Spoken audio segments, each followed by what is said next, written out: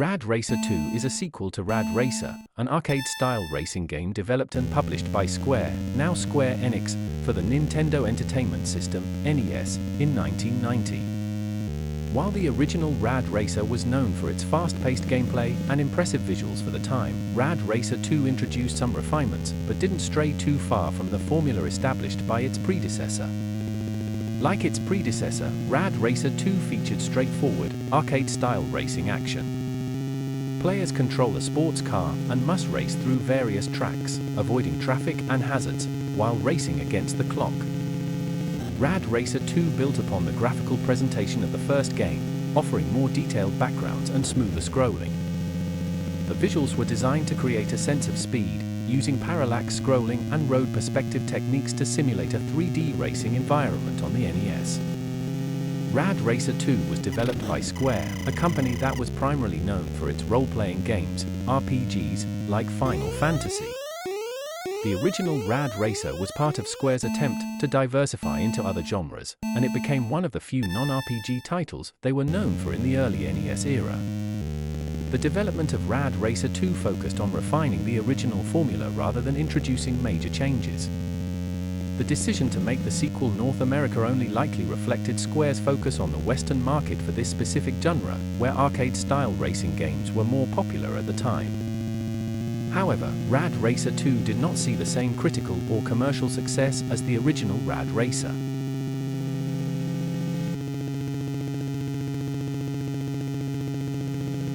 In the late 1980s and early 1990s, Square was exploring different genres to diversify its game portfolio.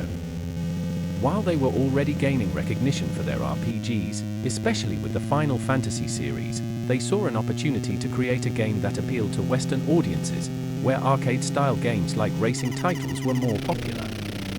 The team worked on making the game smoother and improving the frame rate, which was crucial for creating the sensation of speed on the NES. While the game maintained the checkpoint-based racing and traffic-avoiding mechanics of the original, it included some technical tweaks to enhance the experience. The developers focused on enhancing the visual presentation, adding more detailed backgrounds, smoother scrolling, and slightly more complex road designs. However, due to the NES's hardware limitations, the changes were modest rather than revolutionary. Rad Racer II was designed specifically for the North American market, and it wasn't released in Japan. The decision to make the sequel a North American exclusive likely reflected the fact that arcade-style racing games were more popular in the US at the time. Square focused their resources on creating a game that would resonate with the racing culture prevalent in North America, as opposed to Japan, where RPGs were more dominant. The development of Rad Racer II was relatively straightforward from a technical standpoint, but there were some notable details and limitations that impacted the game's performance and design. Like most NES games, Rad Racer II had to work within the constraints of the console's 8-bit architecture, which limited its ability to display complex graphics, maintain a high frame rate, and handle smooth animations, especially for fast-paced racing games. The NES's hardware limitations meant that games like Rad Racer II couldn't match the fluidity or visual fidelity of arcade racing games like Outrun or Virtua Racing.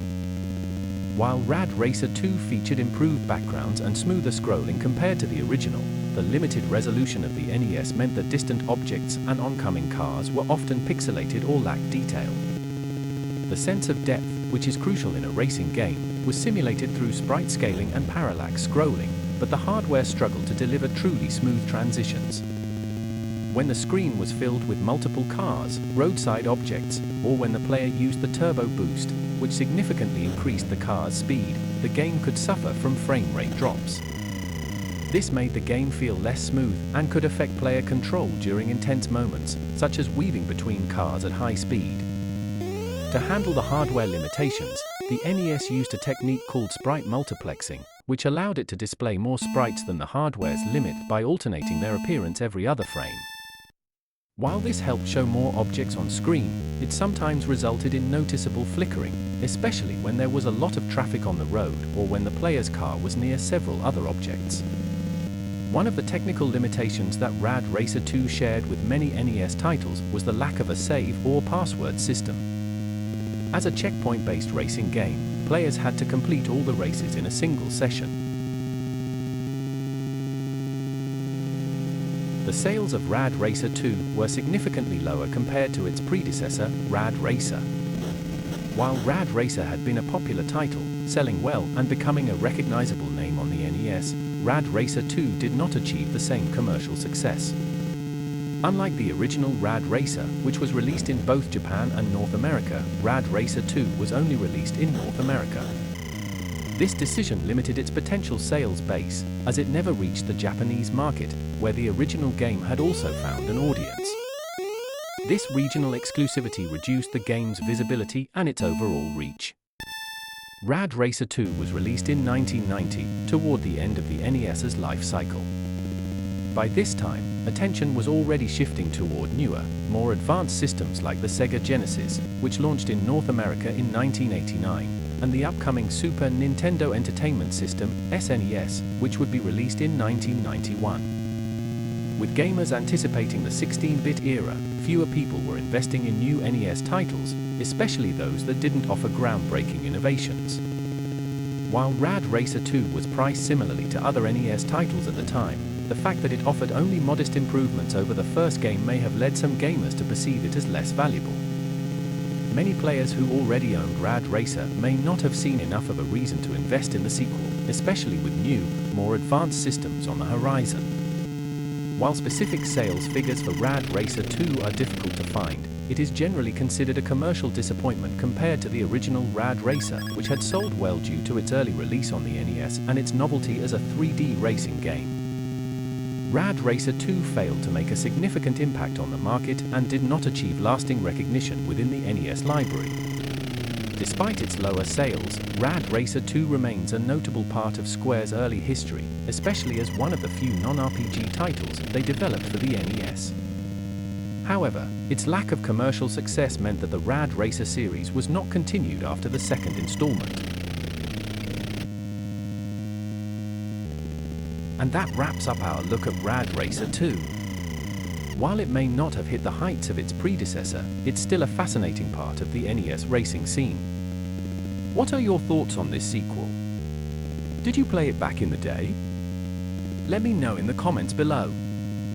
If you enjoyed this deep dive, don't forget to hit that like button and subscribe for more retrospectives just like this one. Thanks for watching, and I'll see you next time on No Drama Llama Gaming.